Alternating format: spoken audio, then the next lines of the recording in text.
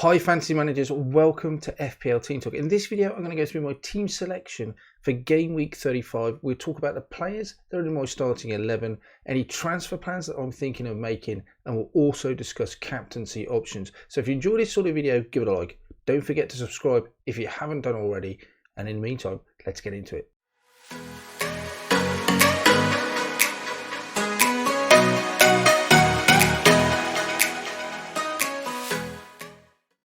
A quick recap then on how we got on in game week 34. It was a really good week. I got another solid green arrow, something like 8 out of the last 9 now. My rank up inside the top 420. I'm looking at going top 100k, but it's running out of time now and game weeks. But you know what? It's been fun. I'm still enjoying it, and we're making good progress. Not where I'd hoped to be, nowhere near where I've been in the past in terms of rank. But a good week all in all, 135 points. I did play my triple captain. That went obviously on Haaland, so that was a pretty sound decision. I was or looked at possibly making a few transfers before the deadline. If Fernandes wasn't fit, if he wasn't fit, then we're going to go downgrade the likes of Watkins to Greenwood. I was looking at bringing in Salah, Ederson, but in the end, Fernandes was fit. That would have been an 8-point hit.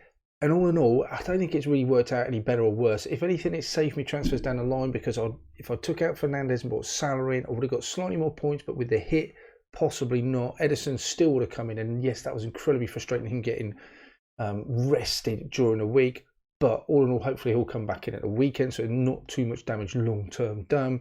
And I'd only want to bring Fernandes back in later on when he's got the double anyway. So McAllister had a terrible start to the week getting benched, but came on, got the penalty, bonus points, all that good stuff. So he got 12, so really happy about that. Estupinian, absolute legend. Trent, clean sheet, picking up assist in the first game. Shaw got one in the first game. All in all, it's a good week. I mean, no one on my bench particularly formed. I got the decision right with Isaac because Newcastle conceded Southampton, so that was nice as well. 134 points, 35 points. Really pleased with that. All in all, good week. So let's look forward now to game week 35. So I have one free transfer. I've got a little bit of money in the bank. And all in all, the side looks pretty decent. I think it would be great to get some team news ahead at the weekend, and hopefully we will before the deadline. Something gets leaked. If we knew Haaland wasn't going to start, hopefully we'll know if Ederson's going to be back in the side. Because if Ederson's not back in the side, then I will have to be forced into making a goalkeeping transfer. Because Ward's not playing, Ederson's not playing. I don't want to go without a goalkeeper. Otherwise, the only other thing I think that could force my hand would possibly be Haaland benched, and then I could potentially, as a 1 week punt, go to Alvarez. I'm not sure I want to do that. I've got money invested in Haaland, but as a 1 week punt, that could be a real big differential. The other thing as well is if everything just goes to plan, I am tempted to just possibly downgrade Watkins to someone like Greenwood, play Isaac instead, and just have that money floating around in case I want to go to Fernandes, to Salah, or something else crops up, or even maybe go for Fernandes to De Bruyne, or Grealish to De Bruyne rather, because I've got 3 City players. That's the other option. I was tempted at the start of the week looking at taking out McAllister and then playing with maybe someone else from that Brighton midfield that's pushing further forward. And we did look at options on that. But with a penalty, and he's still getting forward enough and getting shots, I don't know if I'm tempted to do that enough. I think McAllister's justified enough with that penalty and then 9 points plus the bonus double-digit haul to stay in the side. So the side looks pretty decent. I've got all my double game weeks covered as well as we look. So even moving forward, I could roll this week, go into game week 36 with 2 transfers. This is my side. This is how it would line up.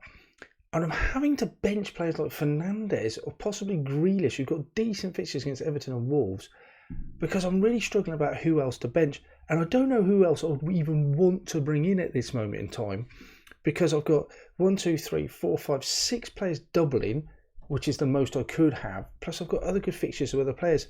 So who would I bring in at this moment in time? I'm just not sure about who I could possibly bring in. And even when you get to game week 37 and you've got the next set of doubles, the side looks really good. Again, they would look in terms of, I've got, just 2 players not doubling. And again, it looks really good. But do I want to waste a transfer? But I think for the time being, I'm just going to have to sit on my transfer. The captaincy would have to go on Haaland. In terms of vice captain as well, if we go back, Who would I put that on? If Haaland does get benched and we get news that he's benched, it then becomes a little bit more tricky. I think Brighton at home, McAllister, because he's on pens, but he's sitting deep. Estepinian seems a bit of a boring pick because he's defender, but he does get forward. I think I'd potentially go for Grealish, but again, would he be rested or minutes managed ahead of the Champions League game? Then you're left with someone like Matoma. I don't think I'd want to go Manchester United away at West Ham. I think that would be a relatively tricky fixture. Possibly McAllister or Matoma if Haaland's not, or I'd just go swap to Alvarez and then captain him.